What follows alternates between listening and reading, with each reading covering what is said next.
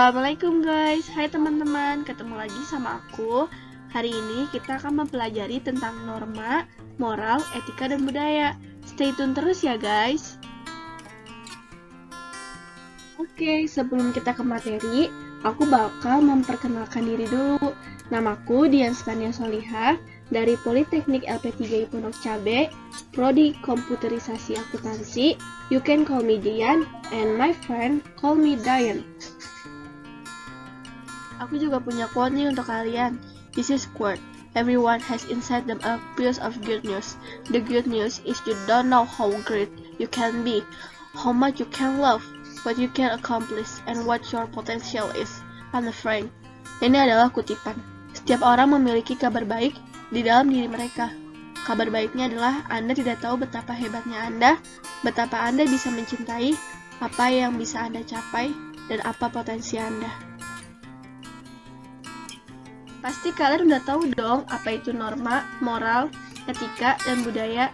Karena itu udah melekat di kehidupan kita sehari-hari. Yuk guys, langsung ke materinya. Yang pertama, aku akan ngejelasin apa itu etika.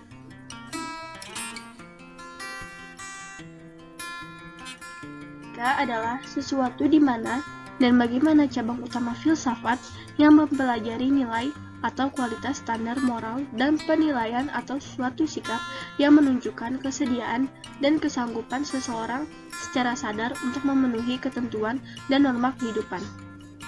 Etika dimulai ketika orang merenungkan unsur pendapat etis spontan, kebutuhan untuk refleksi bahwa kita akan merasa sebagian karena kita opini etis tidak jarang berbeda dengan pendapat orang lain. Hal ini diperlukan untuk etika, yaitu untuk mencari tahu apa yang harus dilakukan oleh manusia. Kedua, yaitu ada fungsi etika. Yang pertama, tempat untuk mendapatkan orientasi kritis yang berhadapan dengan berbagai suatu moralitas yang membingungkan. Yang kedua, untuk menunjukkan suatu keterampilan intelektual, yakni suatu keterampilan untuk berargumentasi secara rasional dan kritis. Yang ketiga, untuk orientasi etis ini diperlukan dalam mengambil suatu sikap yang wajar dalam suasana pluralisme. Yang ketiga, ada manfaat etika. Yang pertama, dapat menolong suatu pendirian dalam berbagai suatu pandangan dan moral. Yang kedua, dapat membedakan yang mana yang tidak boleh dirubah dan yang mana yang boleh dirubah. Yang ketiga, dapat menyelesaikan masalah-masalah moralitas ataupun suatu sosial lainnya yang membingungkan suatu masyarakat dengan suatu pemikiran yang sistematis dan kritis. Yang keempat, dapat menggunakan suatu nalar sebagai dasar pijak, bukan dengan suatu perasaan yang bikin merugikan banyak orang, yaitu berpikir dan bekerja secara sistematis dan teratur, step by step. Yang kelima, dapat menyelidiki suatu masalah sampai ke akar-akarnya, bukan karena sekedar ingin tahu tanpa memperdulikannya. Keempat, yaitu ada macam-macam etika. Yang pertama, etika filosofis. Secara harfiah, etika filosofis dapat dianggap sebagai etika berasal dari aktivitas berfilsafat atau berpikir yang dilakukan oleh manusia. Dengan demikian, etika sebagai cabang filsafat praktis karena langsung berhubungan dengan apa yang harus dan tidak harus menjadi manusia. Tapi ingat, bahwa etika tidak praktis dalam arti menyajikan resep siap pakai. Yang kedua, etika teologis. Ada dua hal yang perlu diingat berkaitan dengan etika teologis. Pertama, etika teologis tidak terbatas pada agama tertentu, tapi setiap agama dapat memiliki etika teologisnya masing-masing. Yang kedua, etika teologis merupakan bagian dari etika secara umum, karena banyak unsur di dalamnya, yang dalam etika secara umum dan dapat dipahami sebagai memahami etika secara umum. Sebelum kita ke contohnya, aku akan memberikan perbedaan dari etika dan etiket. Etika adalah niat, perbuatan boleh atau tidak sesuai pertimbangan niat baik atau buruk sebagai akibatnya. Sedangkan etiket adalah cara melakukan perbuatan benar sesuai yang diharapkan. Nah, di sini ada contohnya. Etiketnya adalah membungkuk saat melewati yang lebih tua, sedangkan etikanya adalah tidak terbatas cara namun norma tentang pelaku itu sendiri. Misal, sikap yang sopan, karena kita sudah dari kecil diajarkan oleh orang tua kita ketika kita sedang melewati yang lebih tua, berarti kita harus membungkukkan badan. Oke, materi kita yang kedua adalah norma. Apa sih norma? Norma adalah kaidah yang menjadi sebuah petunjuk, pedoman untuk seseorang dalam bertindak atau tidak, serta bertingkah laku dalam kehidupan di lingkungan masyarakat, seperti norma kesopanan, norma hukum, serta norma agama. Kedua, ada macam-macam norma. Macam-macam norma terbagi menjadi dua, berdasarkan sifatnya, yakni norma formal dan non-formal. Yang pertama, norma formal. Norma formal adalah ketentuan dan aturan dalam bermasyarakat dan dibuat oleh lembaga yang resmi atau formal. Norma ini dibuat oleh lembaga-lembaga yang bersifat formal seperti perintah presiden, peraturan pemerintah, konstitusi, dan lain sebagainya. Yang kedua, norma non-formal. Norma non-formal adalah ketentuan dan aturan dalam kehidupan bermasyarakat yang tidak diketahui tentang siapa dan bagaimana yang menerangkan mengenai norma tersebut. Norma ini biasanya tidak tertulis, tetapi masyarakat dengan sadar melakukan seperti kebiasaan yang ada dalam suatu lingkup kehidupan masyarakat. Yang ketiga, ada jenis-jenis norma. Yang pertama, norma agama. Norma yang satu ini menjadi baru hidup bagi manusia yang bersumber dari Tuhan Yang Maha Esa. Isi dari norma ini berupa perintah, ajaran, dan larangan.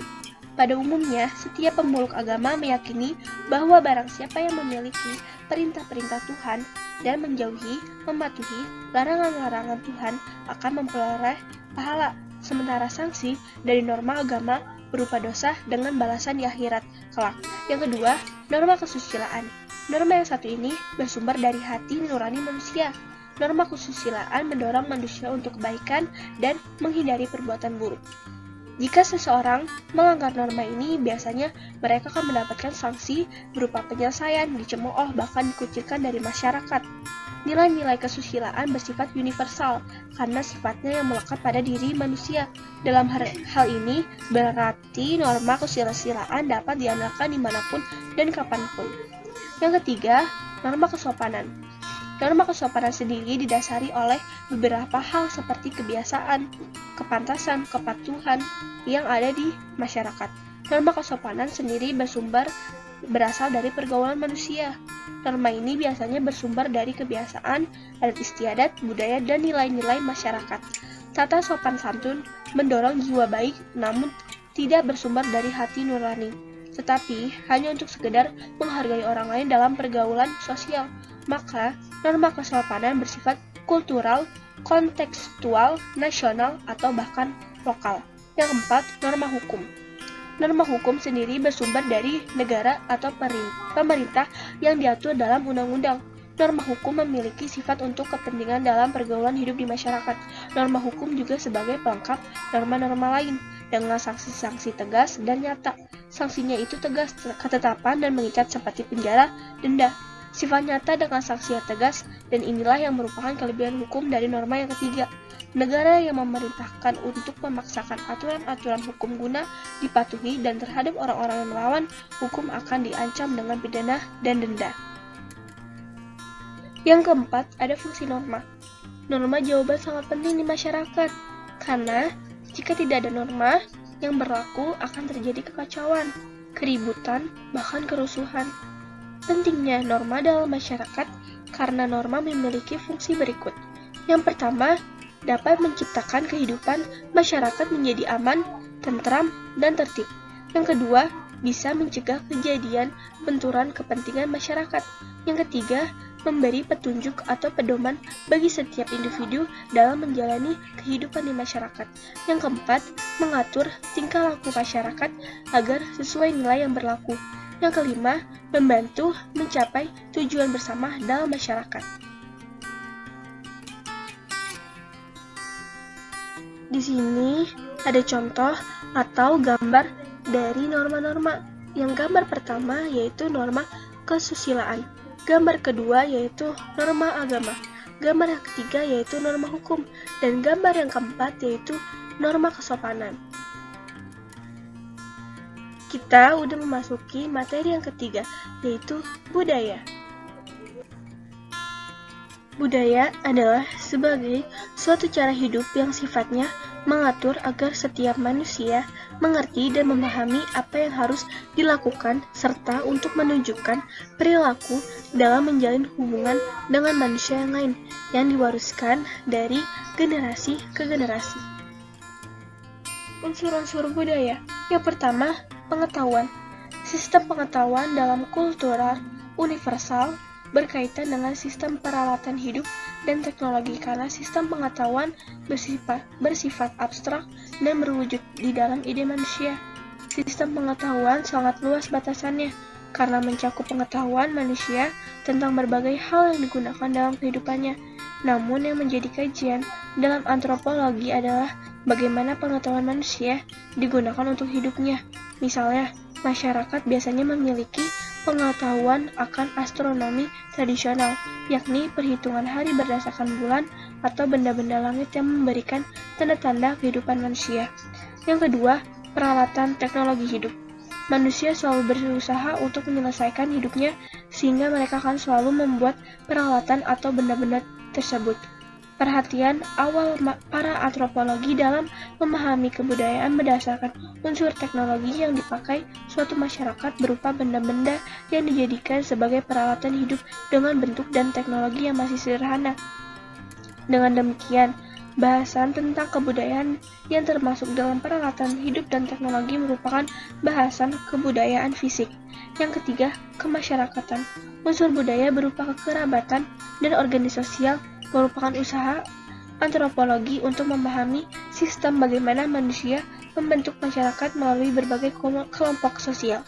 Tiap kelompok masyarakat yang diatur oleh adat, istiadat, atau aturan-aturan mengenai berbagai macam kesatuan di lingkungan di mana dia hidup dan bergaul di hari ke hari. Yang keempat, bahasa. Bahasa merupakan sarana bagi manusia untuk memenuhi kebutuhan sosialnya, untuk berhubungan atau berhubungan dengan sesamanya. Dalam ilmu antropologi, studi mengenai bahasa disebut dengan istilah antropologi linguistik. Kemampuan manusia dalam membangun tradisi, menciptakan pemahaman tentang fenomena sosial yang diwujudkan dengan simbolik dan mewariskannya kepada generasi penerusnya sangat berharga pada bahasa. Dengan demikian, bahasa porsi yang penting dalam analisa kebudayaan manusia. Yang kelima, religi atau agama. Kajian antropologi dalam memahami unsur religi sebagai kebudayaan manusia tidak dapat dari emosi keagamaan atau emosi keagamaan. Emosi keagamaan adalah perasaan dalam diri manusia yang mendorongnya melakukan tindakan-tindakan yang bersifat religius. Emosi keagamaan ini pula yang konsepsi benda-benda yang berada dalam konsep sakral dan profan dalam kehidupan manusia. Ciri-ciri budaya. Yang pertama, budaya bukan merupakan bawaan, namun harus dipelajari. Yang kedua, budaya merupakan suatu simbol di mana dapat menyimbolkan suatu daerah atau suku. Yang ketiga, budaya dapat diwariskan secara turun-menurun. Yang keempat, budaya dapat tersebar melalui komunikasi antar kelompok, individu, ataupun generasi. Yang kelima, budaya memiliki sifat dinamis di mana budaya akan selalu berubah sepanjang zaman. Budaya-budaya yang terdapat di dunia. Yang pertama, memanjangkan leher suku Karen di Thailand. Suku Karen atau Kain merupakan suku di Thailand yang bermukim di provinsi Mae Hong Son di hutan pedalaman. Suku ini memiliki tradisi unik sebab mereka mengenakan cincin kawat kuningan yang dililit di leher dan membuat leher mereka menjadi panjang. Mereka sangat mempercayai bahwa para wanita suku ini adalah keturunan dari burung poeni yang berleher panjang. Maka karena pemahaman mitos tersebut, mereka memanjangkan leher agar seperti burung poeni. Suku Karen juga meyakini bahwa semakin banyak kalung yang dililit di leher mereka akan semakin menambah kecantikannya. Sebenarnya suku ini berasal dari Tibet yang kemudian menyebar ke Myanmar dan ke Thailand. Yang kedua, menyeruput mie di Jepang. Biasanya di Indonesia menyeruput mie adalah hal yang aneh, karena saat menyeruput mie akan mengeluarkan suara dan itu akan mengganggu orang di sekitar kita. Namun di Jepang, menyeruput mie adalah budaya Jepang yang unik. Saat kamu menyeruput mie, itu memberi tanda bahwa mie yang sedang kamu makan itu sangat enak. Maka dari itu, penyeruput mie adalah hal yang biasa di negara Jepang. Bahkan itu menjadi ciri khas yang unik di negara itu. Yang ketiga, bersendawa dianggap sebagai rasa puas.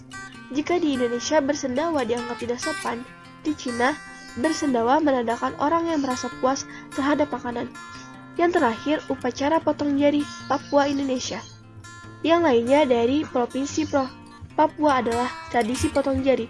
Meski tergolong ekstrim, tapi upacara potong jari ini dilakukan untuk memaknai kesedihan seseorang yang ditinggali pergi atau meninggal oleh orang yang mereka cintai. Tidak hanya dengan menangisi mereka, tetapi masyarakat Papua akan memotong jari mereka setiap kali mereka kehilangan anggota keluarga.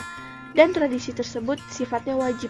Dengan memotong jari mereka, masyarakat Pegunungan Tengah Papua beranggapan bahwa memotong jari adalah simbol dari sakit dan pedihnya seseorang yang kehilangan sebagian anggota keluarganya. Materi yang keempat yaitu moral.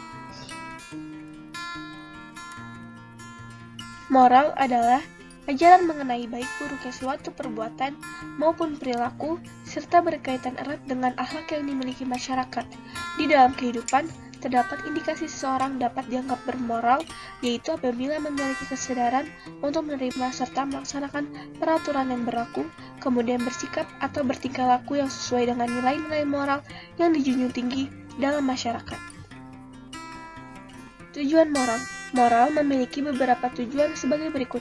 Yang pertama, untuk menjamin terwujudnya harkat dan martabat pada diri seseorang. Keberadaan moral salah satunya berfungsi untuk menjamin harkat dan martabat yang melekat pada seseorang, yang kemudian dapat mewujudkan nilai-nilai kemanusiaan yang memperhatikan aspek keadilan serta menghargai individu lain dalam kehidupan. Yang kedua, sebagai landasan manusia agar bersikap dan bertindak dengan didasari nilai-nilai kebaikan. Keberadaan moral dapat dijadikan sebagai landasan atau acuan agar tidak bersikap semena-mena, serta memperhatikan nilai-nilai kebaikan kepada sesama dengan beragam perbedaan, seperti perbedaan kepentingan ataupun kebudayaan. Yang ketiga, untuk menjaga keharmonisan hubungan sosial antar manusia dalam kehidupan. Keberadaan moral berperan sebagai landasan kepercayaan yang ditanamkan terhadap sesama. Selain itu, dengan moral dapat mendorong rasa saling menghormati dan menghargai yang bertujuan untuk menciptakan keharmonisan hubungan sosial antara manusia dalam kehidupan. Yang keempat, menciptakan kehidupan manusia lebih bahagia baik secara rohani maupun jasmani. Dengan mengoptimalkan fungsi moral, masyarakat mematuhi segala peraturan dengan berlandaskan pada nilai-nilai kebaikan sehingga tidak ada rasa menyesal, tekanan-tekanan, konflik batin, dan perasaan bersalah atau berdosa karena berbuat tidak sesuai norma yang ada. Macam-macam moral. Adapun beberapa macam moral adalah sebagai berikut. Yang pertama, moral ketuhanan. Moral ketuhanan dimaknai sebagai semua hal yang berkaitan dengan keagamaan atau kepercayaan, sebagai macam moral yang bersifat religius, bersumberkan dari ajaran agama tertentu dan memiliki pengaruh yang relatif terhadap diri seseorang. Moral ketuhanan dapat diwujudkan dengan beragam hal yang dijumpai dalam kehidupan, misalnya melaksanakan ajaran agama yang dianut dengan taat. Contoh, menghargai sesama manusia, menghargai agama atau keyakinan yang berlainan, dan hidup berdampingan dengan rukun antar umat yang berbeda keyakinan. Yang kedua, moral ideologi dan filsafat. Moral ideologi dan filsafat merupakan moral yang berhubungan dengan semangat kebangsaan, kepatuhan, serta kesetiaan kepada bangsa dan negara dengan mencapai tujuan yang hendak dicapai secara bersamaan. Moral ideologi dan filsafat diwujudkan melalui misalnya menjunjung tinggi nilai-nilai penting dari dasar negara Indonesia yaitu Pancasila. Contoh, menolak ideologi asing atau berasal dari luar yang mungkin saja dapat mengubah esensi dasar negara Indonesia. Yang ketiga, moral etika dan kesusilaan. Moral etika dan kesusilaan bermakna segala sesuatu yang berkaitan dengan aspek kesopanan dan kesusilaan yang dijunjung tinggi oleh masyarakat pada wilayah tertentu, serta secara meluas mengacu pada fondasi bangsa dan negara dari perspektif kebudayaan. Moral etika dan kesusilaan diwujudkan melalui, misalnya, menghargai perbedaan pendapat dari orang yang berlainan, baik dalam hal perkataan atau perbuatan. Contoh, mengucapkan salam kepada orang lain apabila berinteraksi atau berjumpa di jalan. Yang keempat, moral disiplin dan hukum. Moral disiplin dan hukum bermakna segala sesuatu yang berkaitan dengan ketentuan pada tata aturan secara profesional dan hukum yang berlaku di masyarakat dan juga secara meluas mencakup negara.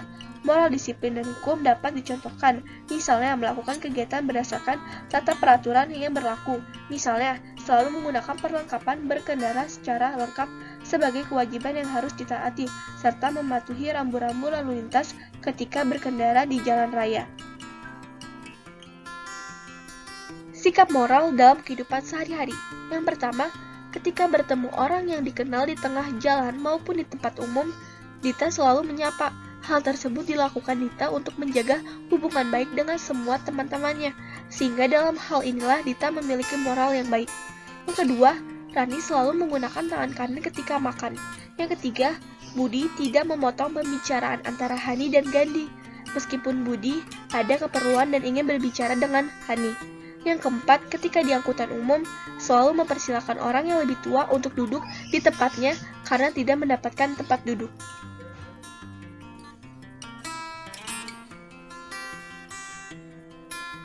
Dari berbagai penjelasan di atas, dapatlah dikatakan bahwasanya moral menegaskan makna sebagai hal-hal yang berkaitan erat dengan proses asosialisasi pada diri individu. Tanpa hadirnya moral, individu maupun kelompok dalam kehidupan masyarakat tidak bisa melakukan proses sosialisasi. Pada perkembangan maknanya, moral memiliki nilai tersirat dikarenakan dalam kehidupan seringkali dijumpai orang yang memiliki moral atau juga yang memiliki sikap amoral, dilihat dari sudut pandang yang terbatas. Di dalam kehidupan, sejatinya manusia harus memiliki moral jika ingin dihormati oleh sesama yang berada di sekitarnya. Selain itu, adanya penilaian terhadap moral yang diukur dari kebudayaan yang dikembangkan pada masyarakat setempat. Moral dapat dibedakan ke dalam beberapa macam, meliputi moral ketuhanan, moral ideologi dan filsafat, moral etika dan kesusilaan, moral disiplin, dan hukum. Demikianlah serangkaian penjelasan serta pengulasan secara lengkap. Nah, di sini ada contoh moral di masyarakat, yaitu ada religius, jujur, dan toleransi. Oke guys, sekarang yang terakhir, aku bakal ngejelasin perbedaan etika, moral, norma, dan budaya. Norma adalah peraturan yang harus ditaati atau adat istiadat, sedangkan moral mengajarkan bagaimana seharusnya hidup atau pedoman hidup, sedangkan etika berbuat atau bertindak sesuai dengan apa yang telah diajarkan dalam pendidikan moral atau mengikuti pedoman, sedangkan budaya adalah adat istiadat yang ada dari generasi ke generasi yang lain. Demikianlah beberapa hal yang bisa aku sampaikan. Sebelumnya aku mohon maaf apabila di dalam penyampaian dan penjelasan tadi mungkin ada kesalahan kata, dan jangan lupa untuk dipakai moral, etika, dan norma di kehidupan sehari-hari, dan juga budaya perlu dipelajari oleh kita semua. Bye-bye, sampai jumpa teman-teman.